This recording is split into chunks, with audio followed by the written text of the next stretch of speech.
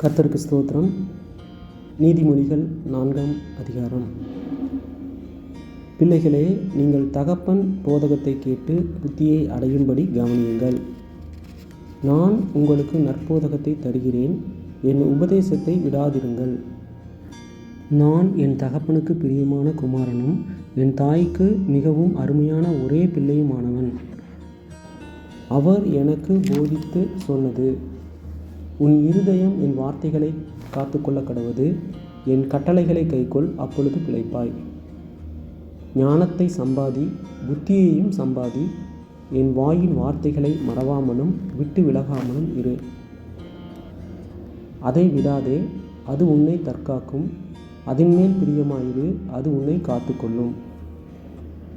ஞானமே முக்கியம், ஞானத்தை சம்பாதி. எண்ணத்தை சம்பாதித்தாலும் புத்தியை சம்பாதித்துக்கொள். நீ அதை மேன்மைப்படுத்து, அது உன்னை மேன்மைப்படுத்தும். நீ அதை தழுவிக்கொண்டால் அது உன்னை கனம் பண்ணும். அது உன் தலைக்கு அலங்காரமான முடியை கொடுக்கும், அது மகிமையான கிரீடத்தை உனக்கு சூட்டும். என் மகனே, கேள், என் வார்த்தைகளை ஏற்றுக்கொள், அப்பொழுது உன் ஆயுசின் வருஷங்கள் அதிகமாகும்.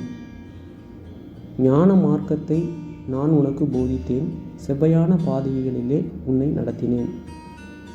நீ அவைகளில் நடக்கும்போது உன் நடைகளுக்கு இடுக்கண் உண்டாவதில்லை. நீ அவைகளில் ஓடினாலும் இடரமாட்டாய். புத்திமதியை உறுதியாய் பற்றிக்கொள், அதை விட்டுவிடாதே, அதை காத்துக்கொள், அதுவே உனக்கு ஜீவன். துன்மார்க்கருடைய பாதையில் பிரவேசியாதே, தீயோருடைய வழியில் நடவாதே. அதை வெறுத்துவிடு, அதன் வழியாய் போகாதே, அதை விட்டு விலகி கடந்து போ. பொல்லாப்பு செய்தாலொழிய அவர்களுக்கு நித்திரை வராது. அவர்கள் யாரையாகிலும் விழ பண்ணாதிருந்தால் அவர்கள் தூக்கம் கலைந்து போம். அவர்கள் ஆகாமியத்தின் அப்பத்தை புசித்து கொடுமையின் ரசத்தை குடிக்கிறார்கள். நீதிமான்களுடைய பாதை நடுப்பகல் வரைக்கும் அதிகமாய் பிரகாசிக்கிற சூரிய பிரகாசம் போல் இருக்கும். துன்மார்க்கருடைய பாதையோ கார் இருளை போல் இருக்கும். தாங்கள் இடறுவது இன்னதில் என்று அறியார்கள். என் மகனே, என் வார்த்தைகளை கவனி, என் வசனங்களுக்கு உன் செவியை சாய். அவைகள் உன் கண்களை விட்டு பிரியாதிருப்பதாக, அவைகளை உன் இருதயத்துக்குள்ளே காத்துக்கொள்.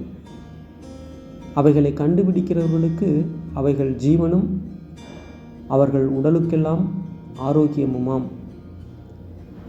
எல்லா காவலோடும் உன் இருதயத்தை காத்துக்கொள், அதனிடத்தினின்று ஜீவ ஊற்று புறப்படும்.